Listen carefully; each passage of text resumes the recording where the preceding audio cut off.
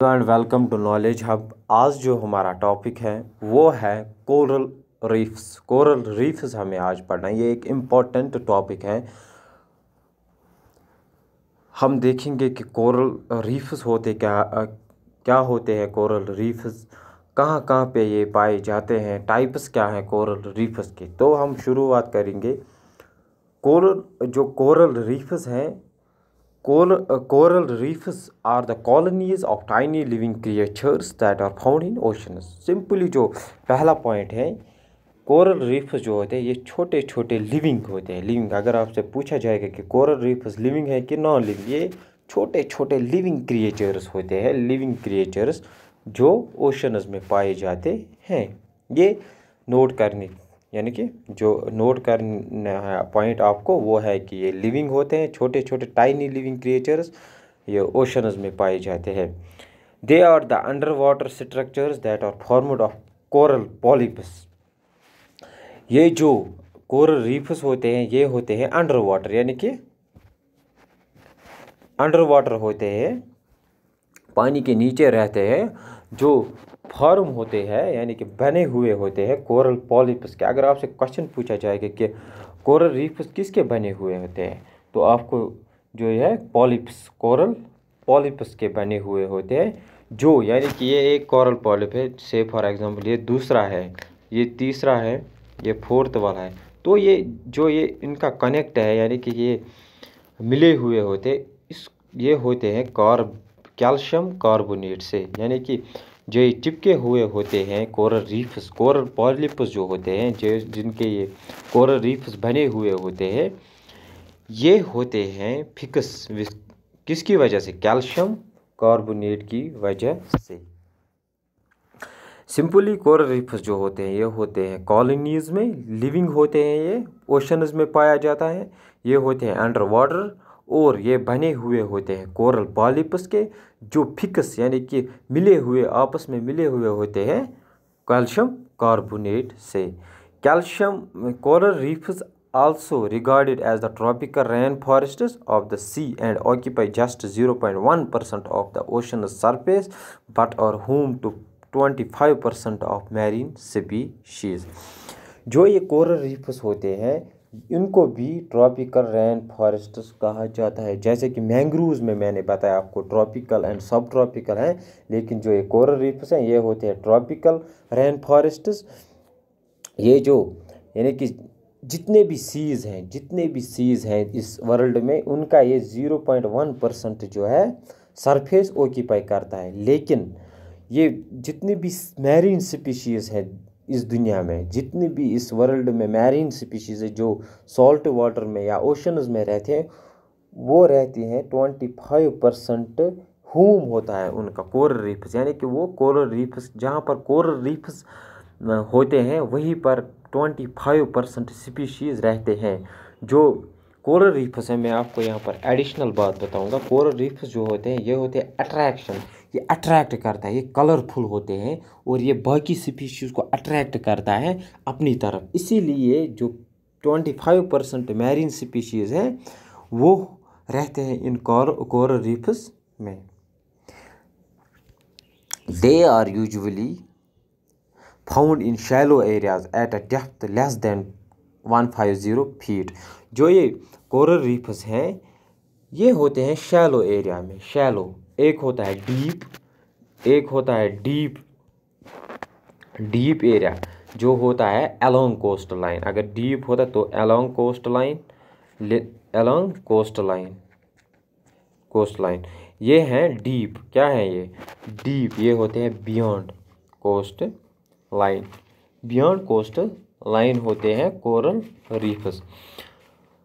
ये होते हैं यानी कि ये पाए जाते हैं 150 फीट, यानी कि 150 फीट। हम अगर सरफेस ओशन का, हमने यहाँ पर ओशन बनाया, अगर हमने यहाँ पर ओशन, ये सरफेस है ओशन का, 150 फीट ये नीचे रहते हैं कोरल रीफ्स, यानी कि ये कोरल रीफ्स है 150 फीट नीचे ये रहते हैं सरफेस से। However, some coral reefs extend even deeper up to 450 feet. लेकिन कुछ कोरल रीफ्स ऐसे होते हैं जो 450 फीट की नीचाई में रहते हैं। Coral polyps are the individual corals that are found on the calcium carbonate exoskeletons of their ancestors. मैंने ही बताया कि कोरल रीफ जो है ये बने हुए होते हैं कोरल पॉलिप्स के। ये एक कोरल पॉलिप, फिर दूसरा तीसरा, तो इसने बनाया एक कोरल रीफ। क्या बनाया इसने? Coral reef. तो एक जो एक कोरल पॉलिप है, दूसरा तीसरा चौथा, जो ये आपस में मिले हुए होते हैं यानी कि फिक्स किए हुए होते हैं, ये होते हैं कैल्शियम कार्बोनेट से। पूछा जाएगा कि जो कोरल रीफ्स है ये किसकी वजह से आपस में मिले हुए होते हैं, तो ये होते हैं कैल्शियम कार्बोनेट से। Corals can be found in all the oceans, but the biggest coral reefs are mostly found in the clear, shallow waters of the tropics and subtropics. जो कोरल्स हैं ये हर एक ओशन, जितने भी ओशन है इस दुनिया में, इनमें पाए जाते हैं, लेकिन जो बिगेस्ट यानी कि सबसे बड़े कोरल रीफ्स हैं ये पाए जाते हैं क्लियर, शैलो वाटर में या ट्रॉपिक्स एंड सब ट्रॉपिकल रीजन में जो ये coral the largest important point है जो डिस्कस करने वाला हूँ, the largest of these coral reef system. जो कि लार्जेस्ट कोरल रीफ, आपसे पूछा जाएगा कि सबसे बड़ा कोरल रीफ कौन सा है, वो है the great Barrier reef in Australia. जो सबसे बड़ा कोरल रीफ है वो है ऑस्ट्रेलिया में, इसको ग्रेट बैरियर रीफ कहा जाता है। ग्रेट बैरियर रीफ कहा जाता है इसको, जो ऑस्ट्रेलिया में दुनिया में सबसे बड़ा कोरल रीफ है। The largest coral reef is more than 1500 miles long, जो ये है 1500 माइल्स लॉन्ग, 1500 माइल्स जो है लॉन्ग। सिंपली जो सबसे बड़ा कोरल रीफ कहाँ पाया जाता है, इसको कहते हैं ग्रेट बैरियर रीफ, ये पाया जाता है ऑस्ट्रेलिया में। फिर है कौन से फैक्टर्स हैं जो इफ़ेक्ट करते हैं कोरल रीफ्स को, यानी कि फैक्टर्स अफेक्टिंग कोरल रीफ्स। क्या है फैक्टर्स है जो कोरल रीफ्स को नुकसान पहुंचाते हैं? एक्सट्रीम क्लाइमेटिक कंडीशंस, पहला है extreme climatic conditions. High temperature of water leads to the declination of these corals, यानी कि अगर टेम्परेचर वाटर का ज़्यादा हुआ, यानी कि ज़्यादा जो वाटर है वो ज़्यादा गर्म हुआ, तो वो कोरल रीफ्स में कमी लाता है, यानी कि इसकी जो डेंसिटी होती है यानी कि इनका जो नंबर होता है वो कम हो जाता है ऑफ दिस को, as they can not survive in high temperature, क्योंकि जो कोरल रीफ्स है ये हाई टेम्परेचर में सर्वाइव नहीं कर सकते, यानी कि ये हाई टेम्परेचर में ज़िंदा नहीं रहते। As estimated by scientists most of the coral reefs of the world will soon decline with the increasing rate of ocean warming. Scientists का यही प्रिडिक्शन है साइंटिस्ट्स की कि जो कोरल रीफ्स है दुनिया में ये जल्दी ख़त्म होने वाले हैं, क्योंकि जो टेम्परेचर बढ़ रहा है वाटर का, एज़ यू नो कि ग्लोबल वार्मिंग हो रही है और टेम्परेचर भी ज़्यादा बढ़ रहा है, यानी कि वाटर भी गर्म होता जा रहा है, जिसकी वजह से जो कोरल रीफ्स है ये ख़त्म होने वाले हैं, यानी कि ये प्रिडिक्शन है। लेकिन जो पहला फैक्टर है वो है कि वार्म वाटर में जो है टेम्परेचर अगर वाटर का ज़्यादा होगा तो कोरल रीफ्स वहाँ में ज़िंदा नहीं रहते हैं। फिर है over fishing, it is the another major concern at it is leading to an ecological imbalance of the coral reefs. जो ओवर फिशिंग है, हम फिशिंग करते हैं, यानी कि जो हमारे ये जो ओशंस के करीब रहते लोग हैं वो फिशिंग करते हैं, तो ओवर फिशिंग की वजह से भी जो है कोरल रीफ्स है ये ख़त्म हो जाएंगे, क्योंकि ये इकोलॉजिकल इम्बैलेंस क्रिएट करता है। जो इक्विलिब्रियम है इकोलॉजी में, इकोलॉजिकल इक्विलिब्रियम वो ख़त्म होता जा रहा है। फिर है कोस्टल डेवलपमेंट, तीसरा development of coastal infrastructure and tourist resorts on or close by these coral reefs cause significant damage। जो कि टूरिज़म या कुछ इंफ्रास्ट्रक्चर हम कोरल रीफ्स के नज़दीक करते हैं, यानी कि ओशंस के करीब करते हैं, उनकी वजह से भी कोरल रीफ्स की जो नंबर है वो डिक्लाइन होता जा रहा है। और फिर है मेजर जो सबसे ज़्यादा जो पोल्यूशन है, the toxic pollutants which are dumped directly into the ocean can lead to the poisoning of the coral reefs at it increasing the nitrogen level of the sea water leading to an over growth of algae. Pollution की वजह से, यानी कि हम जो toxic substance निकलते हैं factories industries या हम कहेंगे डोमेस्टिक या गार्बेज निकलता है, वो डायरेक्ट जाता है ओशन में, और ओशंस में ये जहरीला चीज़ यानी कि पॉइजनिंग करता है, जिसकी वजह से जो है ये जमा होते हैं ये टॉक्सिन सम ओशंस में, जिसकी वजह से जो नाइट्रोजन लेवल है वो सी वाटर में हाई हो जाती है।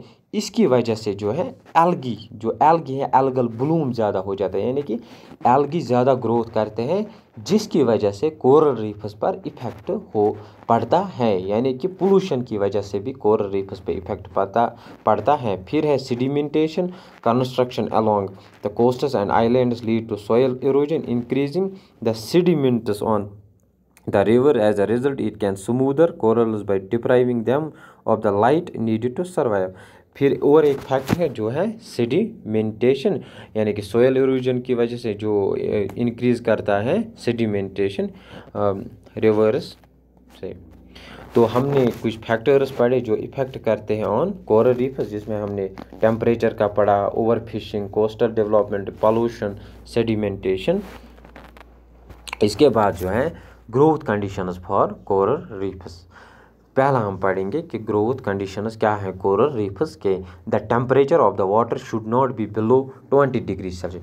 कोरल रीफ्स के लिए जो टेम्परेचर चाहिए वो लेस देन 20 डिग्री नहीं होना चाहिए, यानी कि लेस देन 20 डिग्री टेम्परेचर जो है वो अनफेवरेबल है फॉर कोरल रीफ्स, यानी कि बिलो 20 जो है टेम्परेचर नहीं होना चाहिए। The most favourable temperature for the growth of coral reefs is between 23 to 25 degree. जो टेम्परेचर चाहे कोरल रीफ्स की ग्रोथ के लिए वो है 23 to 25, यानी कि जो फेवरेबल जहाँ पर कोरल रीफ्स अच्छी तरह से ग्रो हो जाएंगे वो टेम्परेचर चाहिए, यानी कि 23 से लेकर 25 डिग्री तक, यानी कि बिलो 20 नहीं होना चाहिए। फिर है the temperature should not exceed 35 degree से। एक तो 20 डिग्री सेल्सियस बिलो नहीं होना चाहिए टेम्परेचर, दूसरा 35 के ऊपर टेम्परेचर नहीं होना चाहिए कोरल रीफ्स के लिए।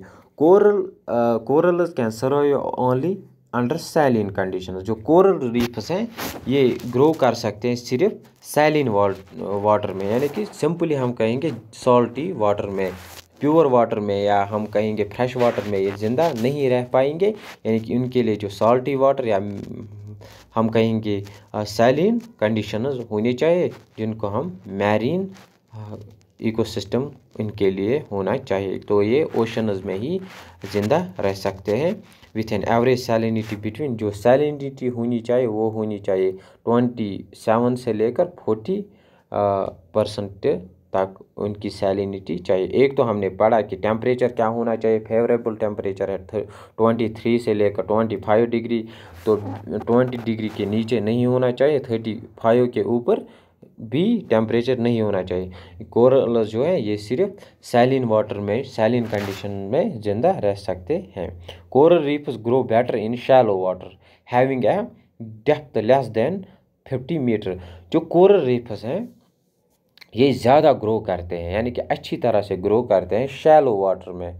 शैलो वाटर यानी कि अलोंग कोस्ट लाइन, जहाँ शैलो मीन्स होता है along coast line, along ALONG along coast line जो है ये ज़्यादा वहाँ पर ग्रो करते हैं, यानी कि जिनकी डेप्थ सिर्फ 50 मीटर्स होती है वो ज़्यादा ग्रो करते हैं। The depth of the water should not exceed 200 metre, यानी कि अगर उनकी डेप्थ ज़्यादा हुई 200 मीटर तक तो ये अच्छी तरह से ग्रो नहीं करते हैं। इसके बाद है important types of coral reefs. Types क्या है कोरल रीफ्स के? पहला है fringing reef. The coral reefs that are found very close to the land and forms a shallow lagoon known as boat channel are called fringing coral reefs। वो coral reefs जो पाए जाते हैं close to land, यानी कि अगर ये हमारे पास हैं ओशन और ये लैंड है, यानी कि ये अलोंग कोस्ट लाइन जो भी पाए जाएंगे वो उनको कहते हैं फ्रिंजिंग रीफ या बोट चैनल भी कहते हैं। जो फ्रिंजिंग रीफ्स होते हैं develop along the islands and the continental margins, ये ज़्यादातर ग्रो होते हैं आइलैंड्स में और कॉन्टिनेंटल मार्जिनस में। They grow from the deep bottom of the sea and have their seaward side sloping steeply into the deep sea. Fringing reefs are the most commonly found coral reefs among the three. Fringing reef कहाँ पर पाए जाते हैं यह हमें देखना है। पहला है सुकाव आइलैंड इन न्यू हिब्रिडस, ये यहाँ पर पाए जाते हैं। और साउथ फ्लोरिडा रीफ जो है फ्रिंजिंग रीफ में आता है। और फ्रिंजिंग रीफ इंडिया में पाया जाता है गल्फ ऑफ मन्नार में। और आपसे पूछा जाएगा कि गल्फ ऑफ मन्नार में कौन सा रीफ पाया जाता है, ये इंपॉर्टेंट पॉइंट है। Gulf of Mannar, sorry MANNAR, Mannar, gulf of Mannar में पाया जाता है फ्रिंजिंग रीफ। इंडिया में पाया जाता है fringing reef gulf of Mannar में। फिर है दूसरा टाइप, वो है barrier reef. Barrier reef are considered as the largest, highest and widest reefs among the three coral reefs. जो तीन टाइप्स हैं, तीन किस्म है कोरल रीफ्स में, इनमें सबसे बड़ा, सबसे चौड़ा हम कहेंगे, यानी कि सबसे highest largest, highest and widest reef जो है वो है बैरियर रीफ। आपसे क्वेश्चन ये पूछा जाता है कि बैरियर रीफ सबसे बड़ा, लार्जेस्ट, हाइस्ट और वाइडेस्ट रीफ कौन है, वो है barrier reef. They develop off the coastal line and parallel to the shore as a broken and irregular ring. ये डेवलप होते हैं कोस्ट्स में और पैरेलल होते हैं शोर में, ब्रोकन यानी कि टूटे हुए होते हैं ये। Being the largest reef among the all, they run for 100 kilometers and is several kilometers wide. As you know, ये सबसे ज़्यादा बड़े हैं, तो ये 100 किलोमीटर जो है यानी कि रन करते हैं, यानी कि 100 मीटर जो है उनकी लेंथ होती हैं किलोमीटर्स, और ये सेवरल किलोमीटर जो है वाइड होते हैं, वाइड ऐसे होते हैं wide. One example of barrier reef is the great Barrier reef of Australia. तो ये मैंने पहले ही बताया कि जो सबसे बड़ा रीफ है वो है ग्रेट बैरियर रीफ। पूछा जाता है कि ग्रेट बैरियर रीफ सबसे बड़ा रीफ कौन सा है, वो है बैरियर रीफ, यानी कि ग्रेट बैरियर रीफ जो ऑस्ट्रेलिया में है, जो 1200 माइल लॉन्ग है। वो पिछले स्लाइड में 1500, तो ये 1200 to 1500 माइल लॉन्ग है। सबसे बड़ा जो कोरल रीफ है वो है ग्रेट बैरियर रीफ ऑस्ट्रेलिया में। फिर है लास्ट जो एटॉल्स है, थर्ड जो है वो है atolls. And atoll can be defined as a reef that is रफली circular and surrounded by large central lagoon. जो एटॉल्स होते हैं ये होते हैं सर्कुलर, एटॉल्स जो होते हैं ये होते हैं सर्कुलर, और ये लार्ज सेंट्रल लगून सराउंडेड होते हैं। This lagoon is mostly deep having a depth of 80 to 150 metres. ये होते हैं 80 to 150 मीटर्स डेप्थ में। The atolls are situated away from the deep sea platforms and are found around an island or on a submarine platform in an elliptical form. जो ये होते हैं atolls, ये होते हैं अवे फ्रॉम डीप सी, यानी कि ये डीप सी में नहीं होते हैं, आइलैंड्स और सबमरीन प्लेटफॉर्म में ये होते हैं, और ये इलिप्टिकल फॉर्म में होते हैं। तो एटॉलस जो है उनको हॉर्स शू शेपर्ड भी कहा जाता है। एक तो ये सर्कुलर होते हैं, एटॉलस जो होते हैं सर्कुलर होते हैं, और उनको हॉर्स शू शेपर्ड भी कहा जाता है। आपसे क्वेश्चन पूछा जाएगा कि कौन सा कोरल रीफ जो है वो हॉर्स शू शेपर्ड है। हॉर्स शू शेपर्ड जो है वो है एटॉलस जो है हॉर्स शू शेपर्ड। अब जो है वो है कि कहाँ पर पाया जाता है एटॉलस। एक है फिजी एटॉलस, फिर है सुवादीवो इन मालदीव्स में पाया जाता है। ये क्वेश्चन पूछा जाता है कि हिंदुस्तान में कहाँ पर एटॉलस पाए जाते हैं, वो है ये आपको याद रखना है। एंड फुनाफुतीज एटॉल्स ऑफ इलाइस, फिर हैं फुनाफुटीज एटॉल ऑफ इलाइस। तो हमें याद क्या रखना है, एटॉल्स सर्कुलर और हॉर्स शू शेप्ड होते हैं, और ये मालदीव्स में पाए जाते हैं इंडिया में, और ये लक्षद्वीप में भी पाए जाते हैं, लक्षद्वीप में भी पाए जाते हैं। फिर इम्पोर्टेंस क्या है कोरल रीफ्स के? Coral reefs play an important role in following ways. They protect coastlines from the damaging effect of wave action and tropical storms. जो कोरल रीफ्स हैं ये बचाते हैं कोस्टल लाइन्स को स्टॉर्म्स से, या हम कहेंगे वेव्स से, यानी कि डिज़ास्टर से ये बचाते हैं कोस्टल एरिया को। They provide habitats and shelter for money marine organism. जो मैंने पहले ही स्लाइड में बताया कि 25% जो हैं मैरीन स्पीशीज़ वो रहते हैं कोरल रीफ्स में, यानी कि उनका होम जो है वो है कोरल रीफ्स। ये बता रहा है दूसरे पॉइंट में कि ये हैबिटेट है बहुत सारे मैरीन ऑर्गेनिज्म्स के लिए, तो ये होम है मैरीन ऑर्गेनिज्म्स के लिए। They are the source of nitrogen and other essential nutrients for marine food channels. जो मैरीन फूड चैनल्स होते हैं उनके लिए सोर्स ऑफ नाइट्रोजन है। They assist in carbon and nitrogen fixing. ये नाइट्रोजन और कार्बन फिक्सिंग में भी मदद करता है। They help with nutrient recycling. Nutrient recycling में भी ये मदद करता है। The study of coral reefs is essential for scientifically testable record of climatic events over the past million years. ये स्टडी यानी कि रिसर्च में भी ये मदद करता है। The fishing industry depend also on coral reef. जो फिशिंग इंडस्ट्री है, फिशिंग जो करते हैं लोग, वो भी डिपेंडेंट हैं कोरल रीफ्स के। Many fish spawn there and juvenile fish spend time there before making their way to the open sea. The Great Barrier Reef generates more than $1.5 billion annually for the Australia economy from fishing and tourism.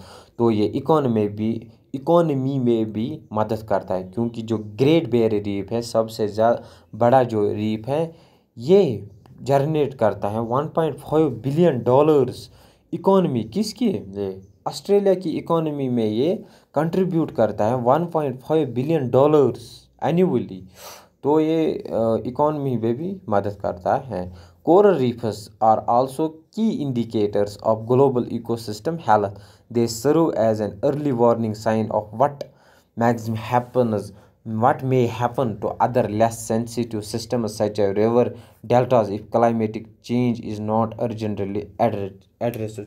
जो coral reefs होते हैं ये indicator species में, यानी कि ये indicator species है। मतलब क्या है इंडिकेटर स्पीशीज़ की? यानी कि ये दिखाता है अगर कोई भी क्लाइमेटिक चेंज हुई होती है इस वर्ल्ड में, या इस कोई भी क्लाइमेटिक चेंज हुई होती है, तो ये एक्ट करता है इंडिकेटर स्पीशीज़ के, यानी कि ये दिखाता है कि कैसे जैसे कि जो लाइकन्स हैं, अगर हम लाइकन्स की तरफ देखेंगे, लाइकन्स जो हैं, अगर एयर पोल्यूशन ज़्यादा हुआ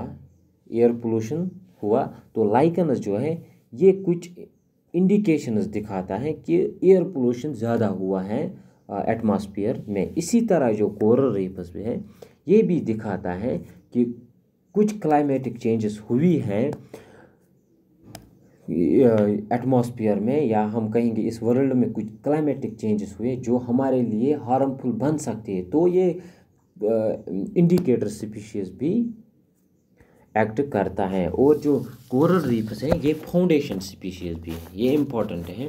फाउंडेशन स्पीशीज़ भी एक्ट करता है। एक तो ये इंडिकेटर स्पीशीज़ एक्ट करता है, दूसरा तो ये फाउंडेशन स्पीशीज़ एक्ट करता है। मतलब क्या है फाउंडेशन स्पीशीज़, कैसे ये एक्ट करता है? जैसे कि कोरल रीफ जो है ये होते हैं खूबसूरत, यानी कि ब्यूटीफुल होते हैं, तो ये बहुत सारे स्पीशीज़ को अट्रैक्ट करता है टुवर्ड्स, यानी कि अपनी तरफ बहुत सारी स्पीशीज़ को अट्रैक्ट करता है, फिर वो वहीं पर रहते हैं, यानी कि वो वहीं पर अपना घर बनाते हैं। इसीलिए जो 25% जो मैरीन स्पीशीज़ हैं वो रहते हैं कोरल रीफ्स में। एक तो ये इंडिकेटर स्पीशीज़, यानी कि ये दिखाता है क्लाइमेटिक चेंजेस अगर हुई होती है, क्लाइमेटिक चेंजेस हुई होती है एटमॉस्फेयर में, तो ये कोरल रीफ्स दिखाते हैं कि कुछ चेंजेस हुए हैं जो हम आगे फ्यूचर में हमारे लिए ख़तरा बन सकता है। और तो ये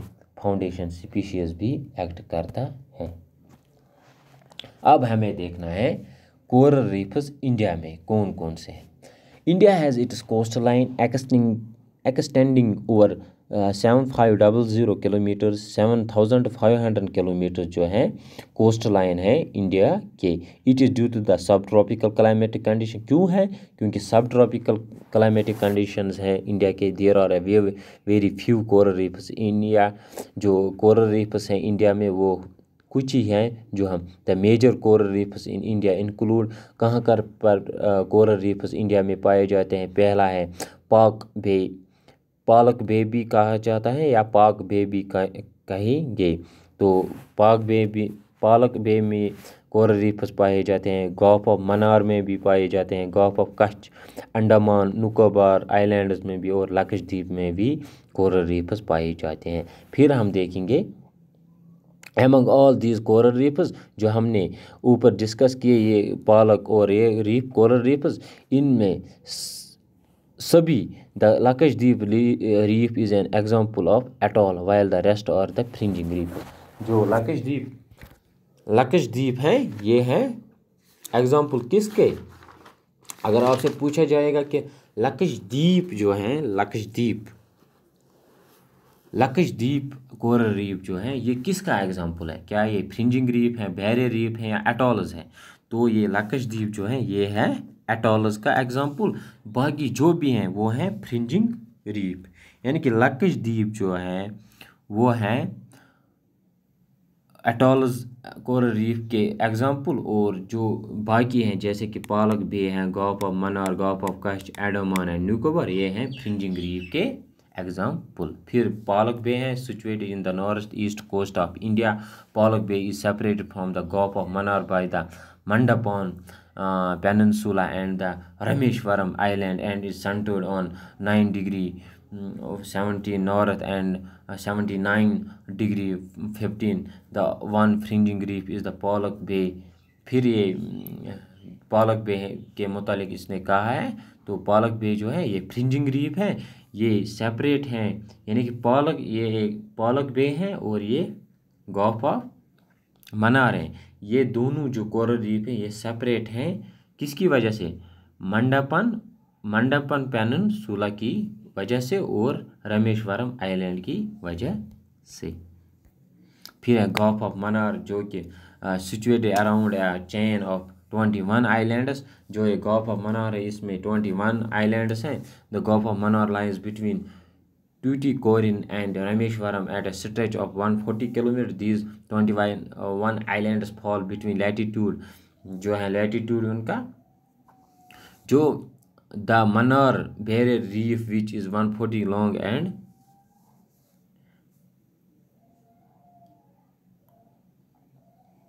ये गल्फ ऑफ मन्नार के मुतालिक हमने पढ़ा। और फिर है अंडमान एंड निकोबार, फिर है गल्फ ऑफ कच्छ, फिर है लक्षद्वीप। फिर है इम्पोर्टेंट कोरल ब्लीचिंग होता क्या है? कोरल ब्लीचिंग होता क्या है? The coral and the zooxanthellae shares a symbiotic relationship. जो कोरल है, कोरल हम कहेंगे कोरल और ज़ूज़ैंथिलिया जो है, कोरल और ज़ूज़ैंथिलिया एक एल्गी है, ज़ूज़ैंथिलिया एक एल्गी है। ये दिखाता है सिम्बायोटिक रिलेशनशिप। सिम्बायोटिक रिलेशनशिप का मतलब होता है कोरल को भी फ़ायदा पहुँचता है और ज़ूज़ैंथिलिया को भी जो है फ़ायदा पहुँचता है। जैसे कि ज़ूज़ैंथिलिया एल्गी हैं, एल्गी जो होते हैं ये होते हैं ऑटोट्रॉपस, यानी कि ये फोटोसिंथेसिस करते हैं यानी कि फूड बनाते हैं। और जो ये कोरल्स हैं ये उनको यानी कि जगह देता है यानी कि रहने के लिए। यानी कि जो कोरल्स हैं, कोरल रीफ से ये होते हैं सिम्बायोटिक रिलेशन किसके दरमियान? एक तो कोरल और ज़ूज़ैंथिलिया के बीच में। And 90% of the nutrients that are produced by the algae are transfer to the coral hosts. तो मैंने पहले ही बताया कि एल्गी जो है ये ऑटोट्रॉपस होते हैं। जो ऑटोट्रॉपस का मतलब है कि ये फूड बनाता है, इसका काम है फूड बनाना यानी कि ग़िज़ा तैयार करना।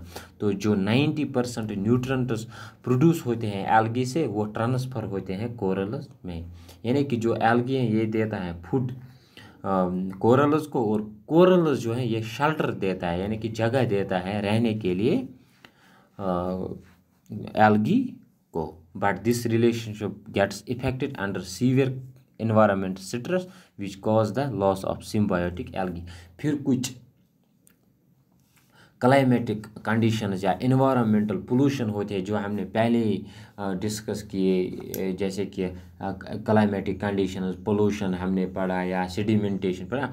ऐसे कुछ प्रॉब्लम्स होते हैं या इन्वायरमेंट में जिसकी वजह से जो ये सिम्बायोटिक रिलेशन होती हैं जूजेंथिलिया और कोरल्स के बीच में वो टूट जाता है। As a result the white calcium carbonate, जो ये कैल्शियम कार्बोनेट होता है, white calcium carbonate exoskeleton is visible through its transparent tissue leading to a condition known as coral bleaching. यानी सिंपली हम कहेंगे कोरल ब्लीचिंग होता है डेथ ऑफ कोरल रीफ्स। जब ये कोरल रीफ्स मर जाते हैं, वाइट कलर्ड जो ये कोरल ब्लीचिंग होती है ये होता है वाइट कैल्शियम कार्बोनेट जब होता है, कैल्शियम कार्बोनेट जब वाइट होता है, या हम कहेंगे डेथ ऑफ कोरल रीफ्स, इसी को हम कहते हैं कोरल ब्लीचिंग। कोरल ब्लीचिंग जो होता है ये होता है डेथ ऑफ कोरल रीफ्स, जब ये कोरल रीफ्स मर जाते हैं।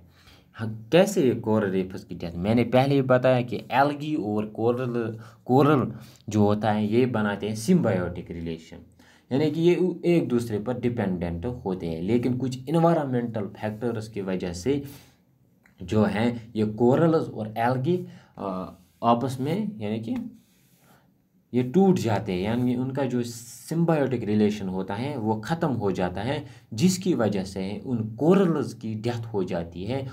कोरल्स की जब डेथ हुई तो इसी को हम कहते हैं कोरल ब्लीचिंग। कोरल ब्लीचिंग का मतलब ही है कोरल रीफ्स का डेथ होना। The coral become vulnerable in the absence of the algae and begin to die if the temperature of the sea remains high for weeks। जब algae present वहाँ पर नहीं होता है क्योंकि सिम्बायोटिक रिलेशन जो है वो ब्रेक हुई होती हैं एल्गी और कोरल्स के बीच में, तो ये जो ये कोरल्स होते हैं ये एल्गी के बिना ज़िंदा नहीं रह सकते, क्योंकि जो एल्गी है ये फूड देता है किनको, कोरल्स को। फिर अगर वाटर का टेम्परेचर 1-2 हफ्ते हाई रहा तो ये अल्टीमेटली जो है कोरल रीफ्स की डेथ होती है। अगर आपसे पूछा जाएगा कि कोरल रीफ्स होते क्या हैं, ये होती हैं सिम्बायोटिक रिलेशन बिटवीन जूजेंथिलिया होता है एल्गी और कोरल्स के बीच में।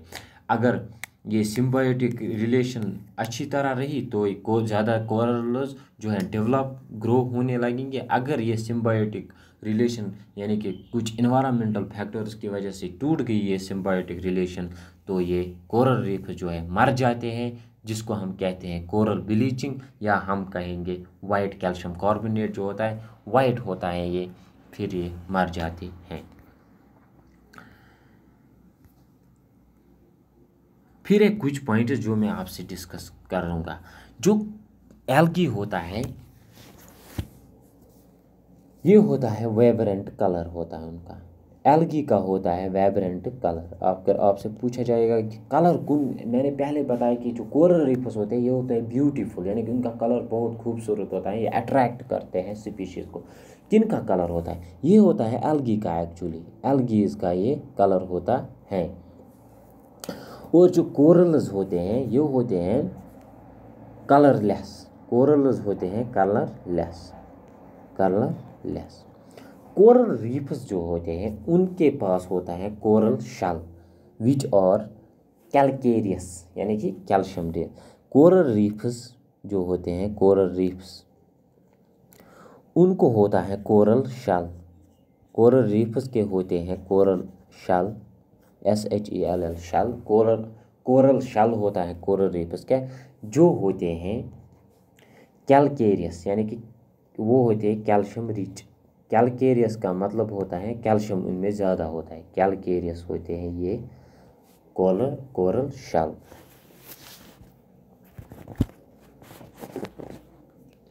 तो हमने ये कोरल रीफ्स पढ़ा, हमने पढ़ा कि कोरल रीफ्स जो होते हैं ये होता है सिम्बायोटिक रिलेशन बिटवीन जूजेंथिलिया यानी कि एल्गी और कोरल्स के। फिर हमने पढ़े types, fringing, barrier reef, atolls. जो फ्रिंजिंग रीफ है इंडिया में, जो लक्षद्वीप कोरल रीफ हैं, वे एग्जाम्पल है एटॉल्स के। बाकी जो भी हैं वो हैं फ्रिंजिंग रीफ के। ग्रेट बैरियर रीफ जो है सबसे लार्जेस्ट कोरल रीफ है वर्ल्ड में, ये ऑस्ट्रेलिया में। फिर हमने कोरल ब्लीचिंग पढ़ा। कोरल ब्लीचिंग होता है वाइटनिंग ऑफ एल्गी। जब एल्गी वाइट होता है, यानी कि वाइट जब होता है, whitening of algae, whitening of algae, जब whitening of algae and decaying of corals, and जो कोरल्स होते हैं वो डिके होना शुरू होते हैं, डिकेइंग ऑफ कोरल्स। तो इसको हम कहेंगे कोरल ब्लीचिंग, यानी कि जब डेथ होती है कोरल रीफ्स की तो हम उनको कहेंगे कोरल ब्लीचिंग। फिर हमने टाइप्स भी पढ़े। फिर जो कोरल रीफ्स होते हैं कोरल पॉलिप्स के बने हुए होते हैं। कोरल रीफ्स एक्ट करते हैं इंडिकेटरशिप से। अगर कुछ क्लाइमेटिक चेंजेस हुए होते हैं, ये हमें इंडिकेट करता है, पहले ही सिग्नल देता है कि कुछ इन्वायरमेंटल फैक्टर्स, कुछ इन्वायरमेंटल चेंजेस हुए हैं जो हमारे लिए ख़तरनाक साबित हो सकती हैं।